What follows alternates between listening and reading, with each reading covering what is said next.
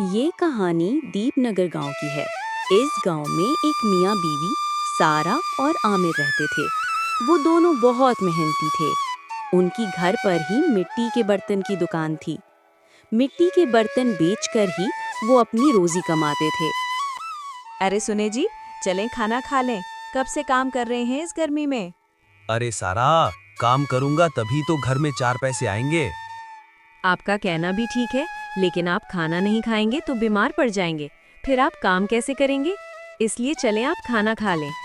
जब तुम इतना कह रही हो तो चलो आता हूँ। फिर आमिर ने खाना खाया और फिर से अपने काम पर लग गया। थोड़ी देर बाद उसका दोस्त अली वहाँ आया। अरे आमिर, जबरदस्त काम चल रहा है। लगता है इस बार तुम्हें कोई बड़ा ऑर्डर मिला है। अरे नहीं भाई, काम तो करना पड़ता है, वरना घर कैसे चलेगा। हाँ, सही कहा दोस्त। वैसे सौदागर ने गांव में तुम्हारे कर्ज के बारे में सबको बता दिया है। अरे ये कर्ज मैंने अपने वालिद के लिए लिया था। अब वालिद तो नहीं रहे, बस अब मुझे सौदागर का कर्ज उतारना है। ठीक है आमिर भाई, फिर मैं चलता हूँ। मुझे खेत में बहुत काम है। कुछ दिन बाद सौदागर का आदमी आमिर के घर आया। अरे आमिर, तुम्हें शाम को सौदागर साहब ने अपने घर बुलाया है।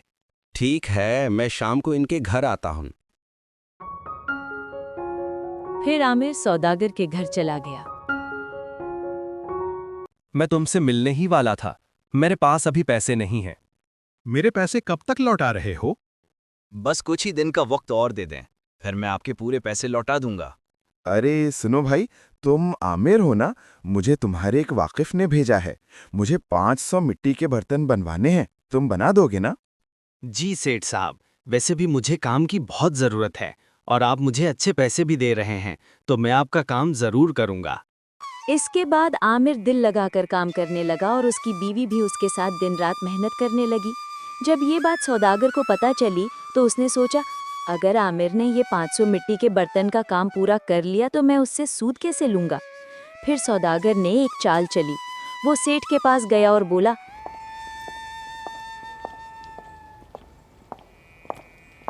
रे आदाब भाई, सुना है तुमने आमिर को 500 मिट्टी के बर्तन बनाने का काम दिया है?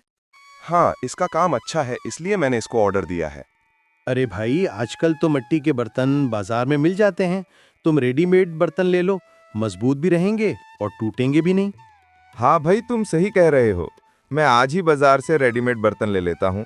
और आमिर को जो मैंने ऑर्डर दिया है वो कैंसिल करने कौन जाए?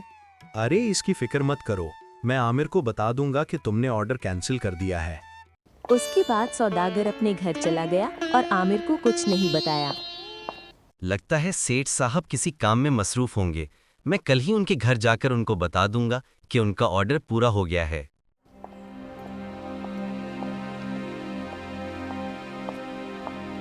सेठ साहब, आपका ऑर्डर पूरा हो गया है।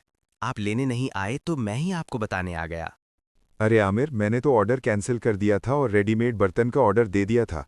तुम्हें सौदागर ने कुछ नहीं बताया? नहीं सेठ साहब, मुझे किसी ने कुछ नहीं बताया। सेठ साहब, इसमें मेरी सारी जमा पूंजी और मेहनत लगी है। इस ऑर्डर टू कैंसिल मत कीजिए।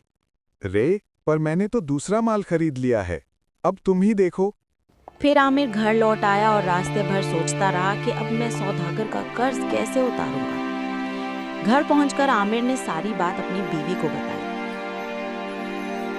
आप फिक्र मत कीजिए, हम ये सारा सामान बाजार में जाकर बेचेंगे।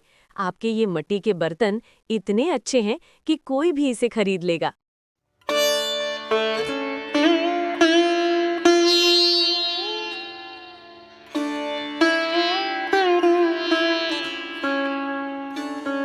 दोनों ने अगले दिन बाजार में दुकान लगाई और आहिस्ता आहिस्ता उनका सामान बिकने लगा। वहीं से उन्हें बड़े बड़े ऑर्डर मिलने लगे। आमिर ने पहले ही ऑर्डर से सौदागर का कर्ज उतार दिया। अब आमिर ने आहिस्ता आहिस्ता अपनी हालत सुधार ली और वो खूब पैसे कमाने लगा और अपनी जिंदगी खुशी से गुजारने लगा।